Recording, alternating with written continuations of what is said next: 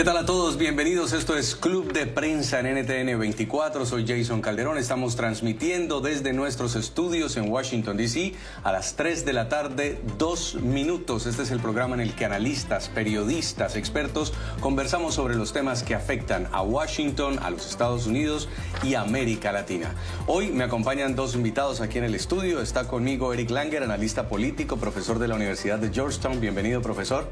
Siempre un placer.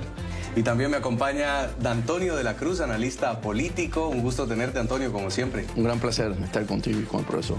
Los invitamos a ustedes a que participen, a que también se sumen a nuestra transmisión. Pueden conectarse con nosotros a través de @Club de Prensa NTN 24.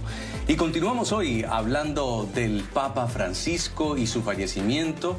Ya se ha confirmado que mañana va a ser trasladado el cuerpo del Papa Francisco hacia la Basílica de San Pedro, donde las personas, los fieles que ya se cuentan en cientos allí reunidos, podrán darle el último adiós al sumo pontífice. Una de las noticias que también fue confirmada hoy es que hacia las 3 de la mañana, hora de Bogotá, Lima, Quito, 4 de la mañana de la costa este de los Estados Unidos, del próximo sábado, va a tener lugar el sepelio, las honras fúnebres del Papa Francisco. Y mientras el mundo llora la muerte del Papa Francisco, ya la gente empieza a preguntarse qué viene ahora, cuáles son los pasos.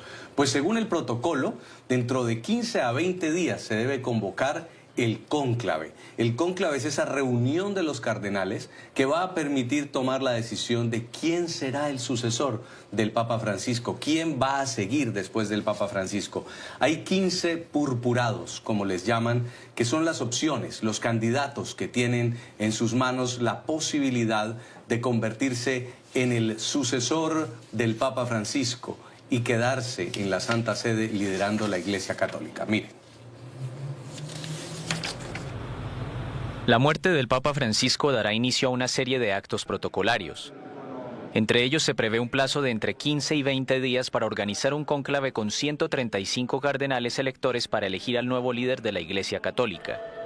Ya sean diplomáticos, hombres de terreno, teólogos o mediadores, hay 15 cardenales cuya voz será decisiva durante la votación y que los observadores suelen presentar como papables, es decir, como favoritos para suceder a Francisco. Aunque el resultado del cónclave es siempre imprevisible, estos son los cardenales más destacados. Pietro Parolin de Italia, un diplomático de 70 años de gran experiencia y que ejerció como secretario de Estado número 2 del Vaticano durante casi todo el pontificado de Francisco. Pierbattista Pizzaballa, patriarca latino de Jerusalén. Este franciscano y teólogo italiano de 60 años habla hebreo e inglés y en septiembre de 2023 se convirtió en el primer patriarca de Jerusalén en ejercicio, la más alta autoridad católica de Oriente, en ser cardenal. Sus repetidos llamados a la paz en Gaza lo pusieron en primer plano. Matteo Maria Zuppi, arzobispo de Bolonia de 69 años, es un discreto y experimentado diplomático que lleva más de 30 años realizando misiones de mediación política en el extranjero. Fue enviado especial del Papa Francisco para la paz en Ucrania y aboga por la acogida de migrantes y de los fieles homosexuales en el seno de la Iglesia. Claudio Guccherotti, diplomático de 69 años, excelente políglota, ha sido embajador de la Santa Sede en varios países de Europa Oriental. Es desde 2022 el prefecto del Dicasterio para las Iglesias Orientales. Jean-Marc Cavellin, de 66 años, nació en Argelia y pasó casi toda su vida en Marsella, ciudad de la que es arzobispo y desde donde aboga por el diálogo interreligioso y por la defensa de los migrantes, dos pilares del pontificado de Francisco. Es presidente de la Conferencia Episcopal de Francia. Anders Arborelius, un luterano sueco de 75 años que se convirtió al catolicismo en un país de abrumadora mayoría protestante, pero que es también uno de los más secularizados del mundo. Mario Grech, de 68 años, obispo de Gozo, la segunda isla más grande de Malta, desempeñó un papel clave durante el sínodo sobre el futuro de la Iglesia, convocado por Francisco y que deliberó sobre temas como el lugar de las mujeres y los divorciados vueltos a casar. Peter Erdo, arzobispo de Budapest, de 72 años, es un austero intelectual renombrado por sus conocimientos teológicos y su apertura a otras religiones. Tiene opiniones muy conservadoras tanto sobre los divorciados vueltos a casar como sobre las parejas del mismo sexo.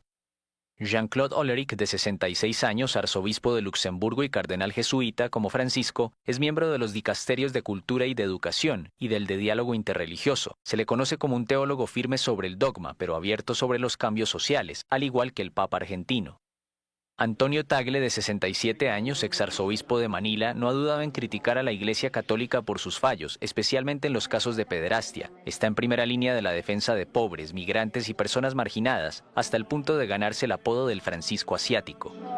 Charles Maung-Bo, presidente de la Federación de Conferencias Episcopales de Asia, es el primer y único purpurado de su país. Este salesiano de 76 años llamó al diálogo y a la reconciliación en una Birmania sumida en conflictos. El ganés Peter Turkson, de 76 años, es uno de los cardenales africanos más influyentes. Es considerado a menudo como el favorito para convertirse en el primer papa negro de la Iglesia. Fridolin Ambongo, de 65 años, una voz importante del movimiento por la paz en su país natal, la República Democrática del Congo, podría recabar los votos de los cardenales conservadores. Ha cuestionado la autorización del Papa Francisco a la bendición de parejas homosexuales. Robert Francis Prevost, de 69 años, es el prefecto del poderoso dicasterio para los obispos. Nativo de Chicago, fue misionero en Perú y obispo emérito de Chiclayo, en el país andino. Preside la Pontificia Comisión para América Latina. Timothy Dolan, de 75 años, jefe del poderoso arzobispado de Nueva York, tiene una gran presencia en las redes sociales. Entre 2002 y 2009 coordinó la lucha contra la pederastia en la diócesis de Milwaukee, en Wisconsin. A esta hora también sumamos a Cecilia González Andreu, es profesora de teología en Loyola Marymount University y además presidenta de la Academia de Teólogos Católicos Hispanos de los Estados Unidos. Un gusto tenerla con nosotros desde Los Ángeles, California. Muchas gracias, pero déjame decirte que soy presidenta electa, me vuelvo presidenta en junio. Ok, presidenta electa, bueno, ya vamos a tenerla en junio entonces ejerciendo. Quisiera preguntarle por la importancia de quién sucederá al Papa Francisco. Recordemos que no solamente la Iglesia Católica, es el Estado Vaticano, que es considerado un país, y como en los diferentes países también, su líder marca el rumbo, la política de los próximos años. Hay religiosos más conservadores, hay religiosos más moderados, religiosos más progresistas, pero expliquémosle a los televidentes, Cecilia, ¿por qué es tan importante quién lo vaya a suceder al Papa?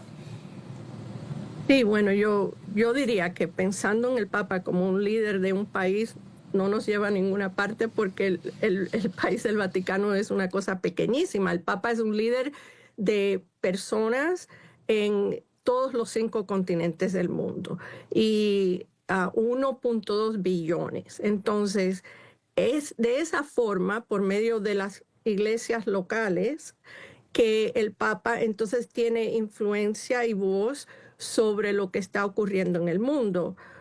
Nuestro Papa Francisco tomó ese papel muy seriamente porque para él, ¿no?, el mundo entero es una comunidad completa. No somos un grupo de individuales, sino somos un mundo. Entonces, el próximo Papa, la esperanza que tenemos muchos, incluyéndome a mí, muchos de mis compañeros teólogos y teólogas, es que tengamos a un Papa que siga los pasos que ya nos trazó el Papa Francisco. Mencionaron el sínodo en el cual él trajo al mundo entero en coalición a conversar por 3 años. Eso nunca se había hecho antes. A tener a las mujeres en las mesas con los obispos y con los cardenales para conversar acerca del mundo y de los dolores del mundo, de las experiencias del mundo. Entonces, el papel del Papa en el mundo es un papel de un líder de moral, espiritual. Él no tiene armamentos porque es un líder de paz y él no tiene maneras de forzar a nadie a hacer nada. Él tiene que hacerlo por la fuerza moral, por llamarnos a ser mejores, a seguir el evangelio mejor.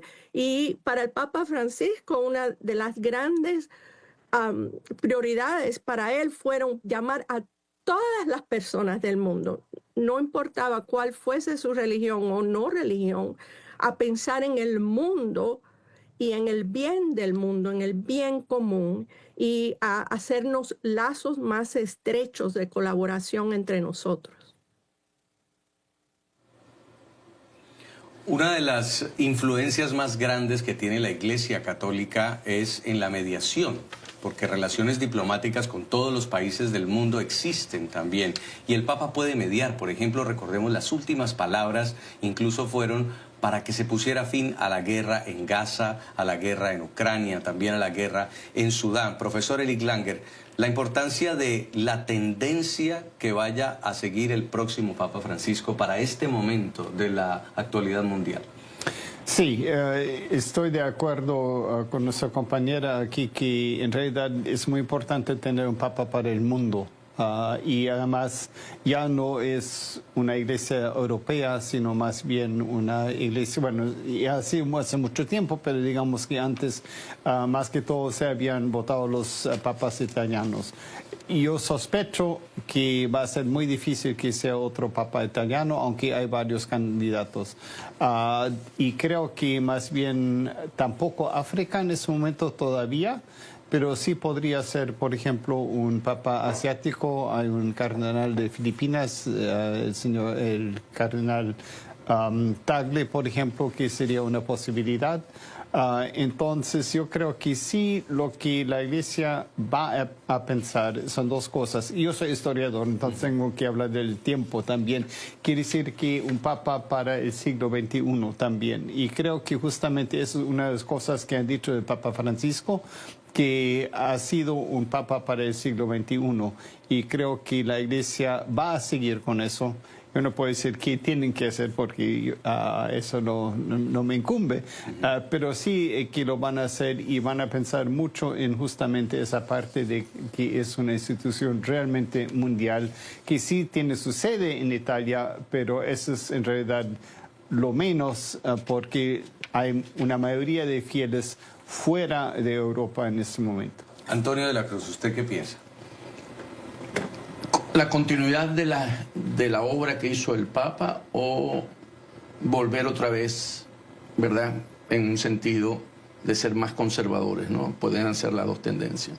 Sin embargo, este Papa, de ese consejo que va a nombrar, el 80% fue nombrado por él y se necesitan 2/3 partes, 67%, para ser el nuevo Papa. O sea que si lo vemos, aunque no fue seleccionado con una intencionalidad en ese sentido, porque también nombró, ¿verdad?, diferentes cardenales en términos de geografía en el mundo, debe haber una tendencia marcada de ese sentir de la obra que está dejando el Papa Francisco. Yo creo que vamos a ver un Papa comprometido y vamos a ver la continuidad de lo que el Papa introdujo, porque él realmente fue un disruptor, ¿verdad?, viniendo de Benedicto XVI.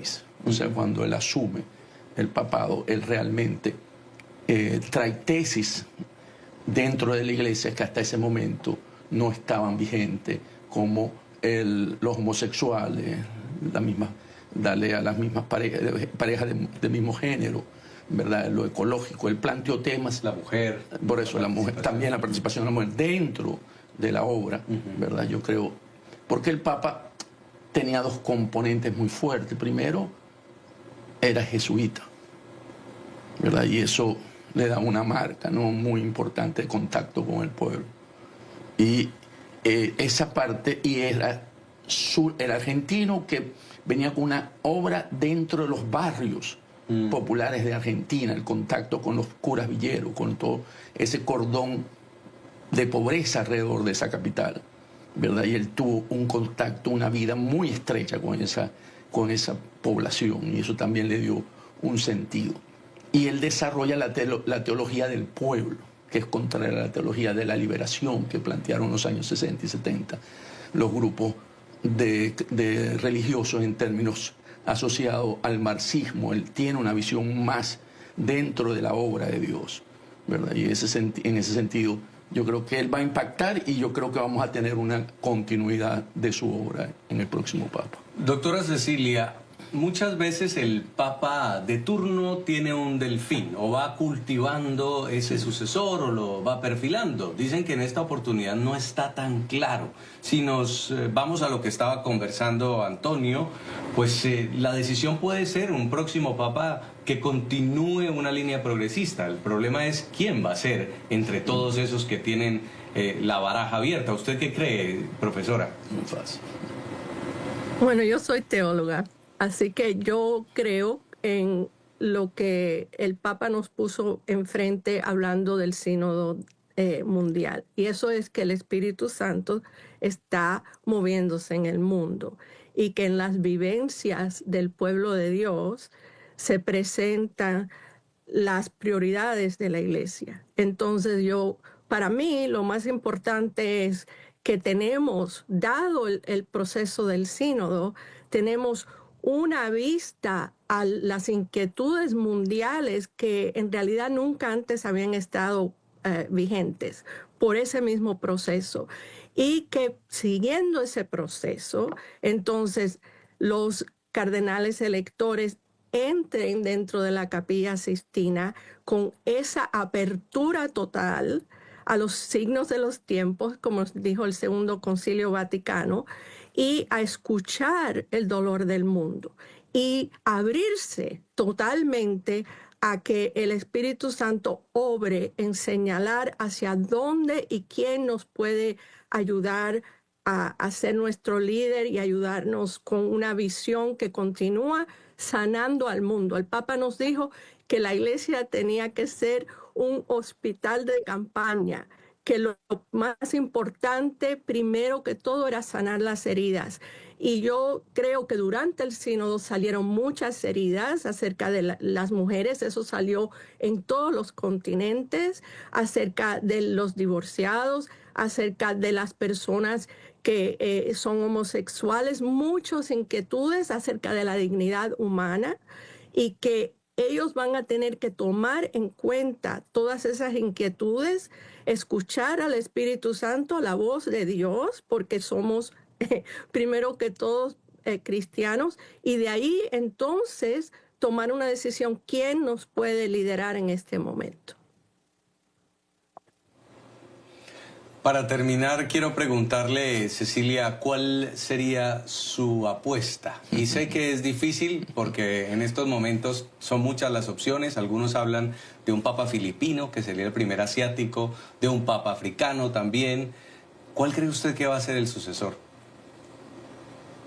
Yo no soy el Espíritu Santo y no puedo apostar. Lo que sí puedo decir es que quiero que desde las alturas el Espíritu Santo guíe a la iglesia y que el Papa Francisco, a quien queremos tanto, nos dé una manito en escoger a quién nos va a ayudar más a traer paz y cuidar a nuestro mundo. Gracias por habernos acompañado, un gusto tenerla. Quiero preguntarle a usted, profesor Langer, ¿cuál es su apuesta para suceder al Papa Francisco? Bueno, otra vez apostar quizás no es la palabra mejor. Como decía, yo pienso que es posible que... Bueno, el asunto es que en realidad hay dos vías, como Antonio también decía. Bueno, en realidad tres. Hay la parte geográfica, pero también hay la parte ideológica. Si van a hacer un paso, digamos, atrás, diría yo, con alguien más conservador, porque en realidad me parece que el mundo se ha vuelto más conservador últimamente, por a nivel político, o si más bien van a hacer una propuesta de tener a alguien que más bien se contrapone a esas tendencias mundiales, porque hay algunos cardenales que podrían ser papa, que sí están más cercanos al movimiento de derecha que al progresismo, digamos, del Papa Francisco. Y la segunda pregunta sería si hay... una posibilidad de tener a alguien que no fuera europeo, y eso creo que es una gran posibilidad. Y me parece como la parte más suave, porque los africanos en realidad por lo general son más conservadores. Que los asiáticos varía más y podría ser, como diría yo, alguien quizás de Asia, pero yo creo que sería alguien que sea un país fuertemente católico. Y si uno hace todos esos cálculos, entonces Filipinas en realidad sería la solución a todo eso. Obviamente mi lógica puede ser completamente diferente y al final yo no soy imbuido por el espíritu y todo eso, entonces no me podría decirlo con que muchos. Papa Latino no va a repetir, al menos durante un tiempo, o por lo menos en esta oportunidad, Antonio. Yo podría creer que vuelve a Europa el papado. ¿Usted qué piensa? Sí, yo pienso que en América Latina no hay una figura así que podamos ver resaltante en este momento que pueda suceder al Papa, ¿no? Yo creo que sí, no va a haber un papado por parte de un latinoamericano. Que se mueva a Europa, hay varios italianos, hay un francés, podría ser, pero es regresar al continente otra vez europeo que ha dominado bastantemente el papado. Si en esa reunión de cardenales impacta mucho más los movimientos, lo que está sucediendo, podrían buscar un término que pueda alinearse con todo lo que se está planteando hoy a nivel de este nuevo orden mundial económico, porque definitivamente la Iglesia tiene una función en términos de ejercer en términos de lo espiritual, en términos de poder lograr un mundo mejor. Yo creo que aquí esos cardenales, esos 135 cardenales, van a tomar en cuenta todo, van a tomar en cuenta la herencia que dejó el Papa, porque es muy importante lo que el Papa Francisco deja como legado, pero también van a ver, como siempre ha hecho la Iglesia, cómo se mueve la parte política, pues ellos también, a pesar de que no son políticos, entienden de política. Claro, y en el mundo de las relaciones diplomáticas todo cuenta y todo influye, más una figura como la del Papa Francisco. Dicho esto, vamos a hacer una pausa comercial. Ya regresamos para hablar de la figura del Papa Francisco y cómo influyó justamente en América Latina. Tras 12 años de pontificado, él visitó 10 países de la región y tuvo un rol destacado en conflictos como el de Colombia, la transición en Cuba y las crisis en Venezuela y en Nicaragua. Ya volvemos. Aún el mundo llora la muerte del Papa Francisco, pero ya los historiadores empiezan a trabajar en lo que sería su legado. Muchos hablan de un papado de gran impacto, pero también otros hablan de un papado muy controvertido. Vamos a revisar lo que fue el Papa Latino para América Latina. Recordemos que el Papa dejó a los argentinos con las ganas de verlo, llegando, visitando su tierra.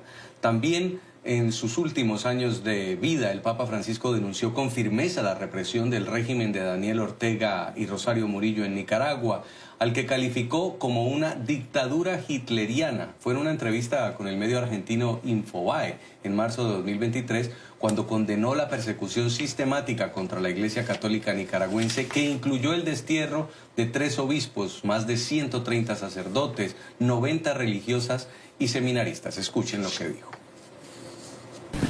Yo ahí, con mucho respeto,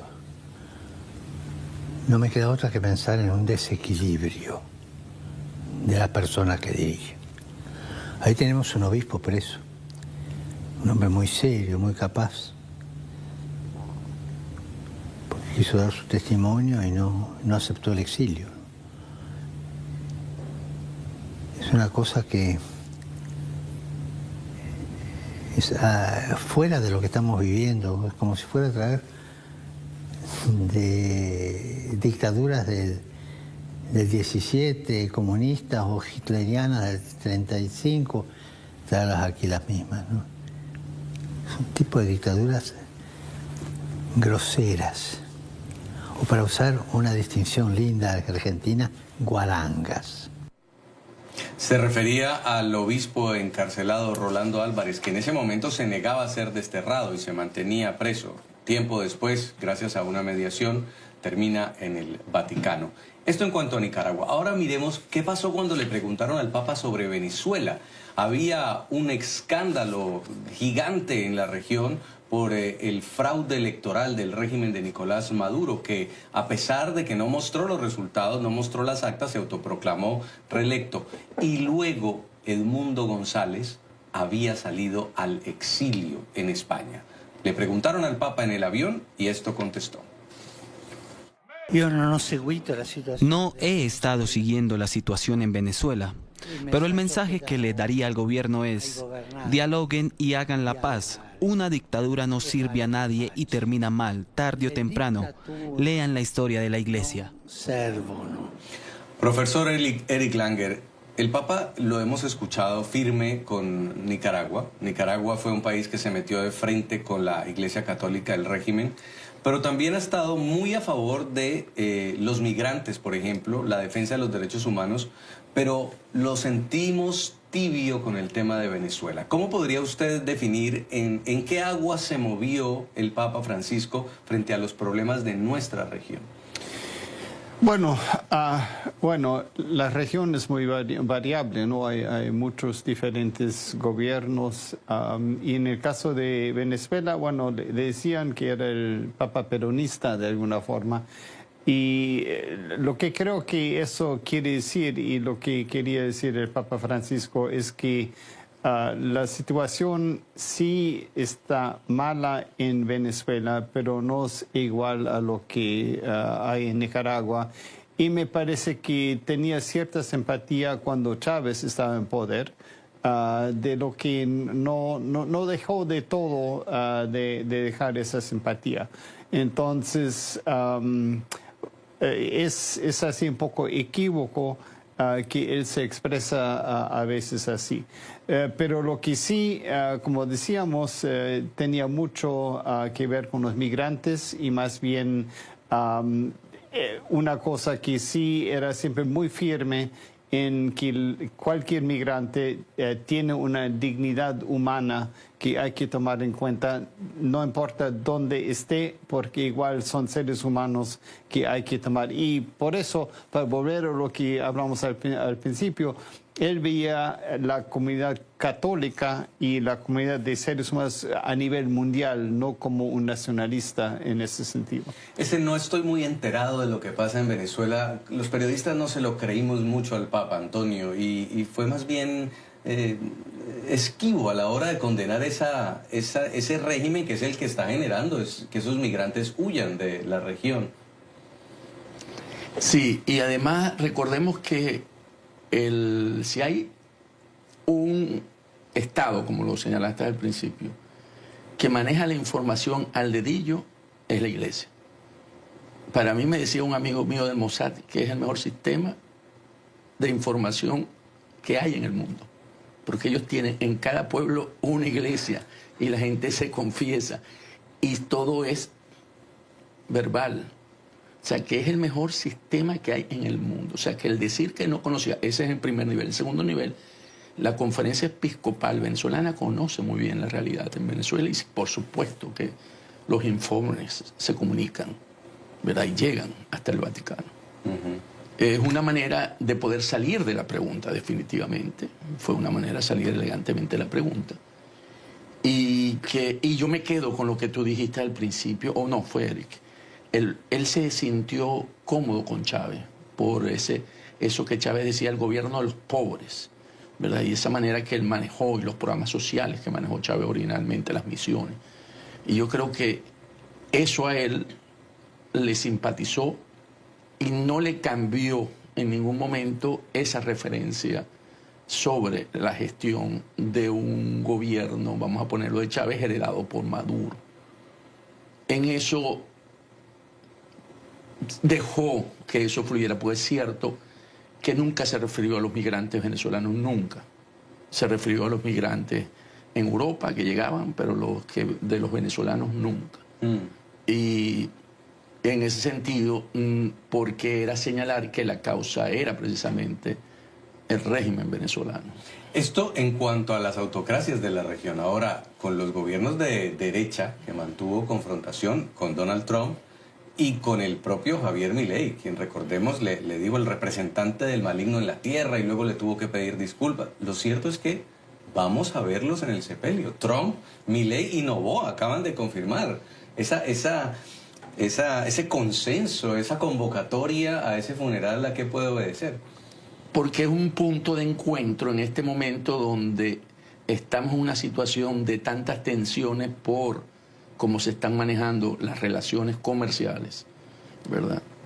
El estar presente ahí, pueden haber reuniones bilaterales, aunque sean informales, que permitan ver si podemos encauzar un poco esta inestabilidad que estamos viviendo. Eso permite, esos encuentros siempre permiten tener relaciones, encuentros bilaterales, aunque sean informales, y eso le puede permitir a todos ellos generar, porque recordemos que estamos en la casa también de la señora Meloni, porque no solamente están todos ellos, también está Meloni, que puede servir de medio de vaso comunicante para poder tener todas estas tipas que son muy necesarias en este momento. En este momento está faltando mucho. Sí. El poder limar esas tensiones que se han generado por esa política tarifaria del presidente Trump. Melania Trump, además, es muy católica declarada, la primera dama desde Jackie Kennedy. ¿Qué pudo haber pasado? ¿Será que Trump va influido por su esposa o hay algo más que Trump quiere hacer en medio de todo este evento del funeral del Papa? Lo seguiremos analizando, tenemos que ir a una pausa y ya volvemos porque vamos a hablar también del nuevo grupo de congresistas demócratas que ha llegado a El Salvador, el caso del migrante Kilmar Abrego García, deportado por un error admitido por la administración Trump, sigue manteniendo en vilo a la familia. Ya volvemos. Son las 3 de la tarde, 43 minutos. Estamos emitiendo en la costa este de los Estados Unidos, en nuestros estudios en Washington, D.C. Esto es Club de Prensa. Otro tema que es noticia en la región. Ha llegado a El Salvador un nuevo grupo de congresistas demócratas para presionar la liberación de Kilmar Abrego García, el migrante deportado por error a la nación centroamericana. Los representantes Maxwell Frost de Florida, Robert García de California, Yasamín Ansari de Arizona y Maxine Dester de Oregón afirmaron que el gobierno de El Salvador está negando el acceso para que ellos puedan verse con Abrego García. Los legisladores le pidieron al secretario de Estado Marco Rubio que le proporcione a la familia del salvadoreño actualizaciones diarias sobre su bienestar. Piden respeto al debido proceso y su retorno a la Unión Americana. Pero tenemos que ser claros, esto no es solo acerca de él, esto es también acerca de cada persona en los Estados Unidos. La Constitución se aplica a todas las personas de nuestro país, el debido proceso se aplica a todas las personas de nuestro país. Es una de las cosas que distingue a nuestro país de otros lugares del mundo entero y por eso nos preocupa. Por supuesto, exigimos la liberación de Abrego García, pero también nos preocupan nuestros propios electores. Estamos aquí en El Salvador exigiendo la liberación de Kilmar Abrego García. Sabemos que es importante que se cumpla la ley en Estados Unidos. Nuestro Tribunal Supremo, en una decisión de 9-0, para ser claros, ha dicho que el señor Abrego García debe ser devuelto a Estados Unidos. Empiezo con Eric Langer, analista político y profesor de la Universidad de Georgetown. Una de las razones que ha argumentado el gobierno Trump para deportar a este señor es que era un miembro de las pandillas de El Salvador, de la Mara Salvatrucha. Hay expedientes judiciales donde los jueces confirman que fue detenido con un grupo de pandilleros. Hay unos tatuajes que muestra la Casa Blanca que tiene él y dicen es pandillero. Hay un informe en el que dicen que hoy su esposa lo denunció por violencia doméstica. Multas de tránsito a las que nunca asistió. Al final el gobierno Trump dice, señor de El Salvador, lo mandamos para allá y ya no es problema nuestro. Pero los demócratas han empezado a pedir el respeto al debido proceso porque había una prohibición de un juez que decía, justamente si lo mandan para El Salvador y si él es un miembro de las pandillas, otra pandilla enemiga lo puede matar. Como corre riesgo su vida, no lo deporten. ¿En dónde va a terminar este caso? Bueno, no se sabe, obviamente, porque todavía está en proceso. Si supiéramos eso sería bueno, pero creo que hay algo fundamental que hay que entender, y eso es que en Estados Unidos supuestamente se rige la ley. La ley dice que no importa si uno es inocente o al final culpable, porque uno no sabe, uno es presumido inocente. y que si se va a deportar a alguien o cualquier proceso judicial, no importa si es deportación, si es extranjero, si es alguien que nació en el país, que es ciudadano, tiene el derecho a un proceso debido como todos los demás. Y eso es el problema, porque no importa qué ha hecho ese señor Abrego García, no tiene que ver con el principio de la ley, que quiere decir que cada persona que está en Estados Unidos, no importa la calidad que tenga, tiene el derecho a ser juzgado según y a hacer el proceso que la Constitución le da. Entonces, cualquier persona aquí en Estados Unidos tiene derechos constitucionales y eso es el problema. No importa lo demás, si es bueno, si es malo, si es medio, lo que sea, eso no importa. Y ese es el principio que hay que tomar en cuenta. Y decir todas esas otras cosas en realidad solamente están ensuciando, digamos, el agua para así no volver a ese principio que es el derecho al proceso de vida. Antonio de la Cruz, analista político. El presidente Bukele dijo, yo no lo voy a devolver. Estados Unidos dice, si el presidente Bukele quiere, le ponemos un avión. Al final, el senador demócrata Chris Van Hollen, que fue el primero que fue, sí logró verse con él, y no solo eso, lo trasladaron ya del Secot a una prisión de menor seguridad. ¿Más de ahí pueden lograr estos otros senadores demócratas o están buscando un punto de atención nacional? Aquí hay una lucha, como siempre, con Trump de narrativas. O sea, ¿qué hace Trump? Dice, ustedes demócratas están defendiendo criminales, porque este caso no es tan fácil por todo lo que tiene alrededor, de que multa, de que golpeó a la mujer. O sea, no es un fácil caso para poder decir, concha, se violó todos los principios, que es cierto, pero no es atractivo desde el punto de vista de narrativa. Entonces, ¿qué hace Trump? Le dice, ok, ustedes están defendiendo a una persona que no cumple ni con los deberes de estar en este país, porque tiene multa, golpea a su señora, y nosotros también estamos defendiendo al ciudadano estadounidense. Entonces, él trata de buscar cómo polarizar ahí, ¿verdad?, para él poder sacarle rédito en términos electorales. Porque así funciona Trump. Entonces, ¿qué ocurre? Cuando le plantean a Bukele los demócratas, o dicen que él tiene la responsabilidad de poder devolverlo, no es cierto. Porque no fue juzgado en El Salvador. Es alguien que le enviaron de Estados Unidos. Esa decisión la tienen que tomar aquí en Estados Unidos y mandarlo a buscar, ¿cierto?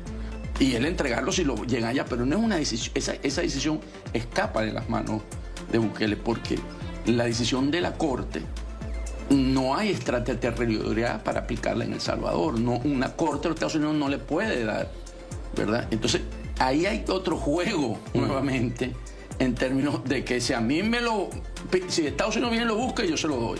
Pero son los de aquí los que lo pueden ir a buscar. Y creo que ahí los demócratas tienen que ir, como dijo el profesor Lang, por el debido proceso. Yo creo que aquí hay que quitar todo eso y enfocarse en el debido proceso para poder bajarle y, en términos narrativa, cambiar la de Trump.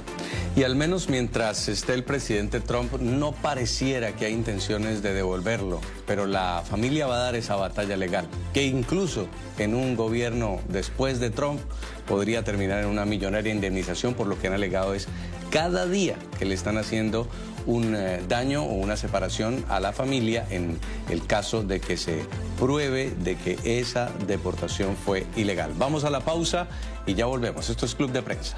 Llegamos al final de este Club de Prensa. La participación de ustedes la agradecemos, así como la de Eric Langer, analista político, profesor de la Universidad de Georgetown. Muchas gracias, profesor. Sí, un placer. Y también Antonio de la Cruz, analista político. Un gusto tenerte como siempre, Antonio. Muchas gracias, un placer. A todos ustedes, nuestros televidentes, los invitamos a que sigan con nuestra señal. Ya vienen los titulares de la hora y luego el programa Ángulo con Ruth del Salto.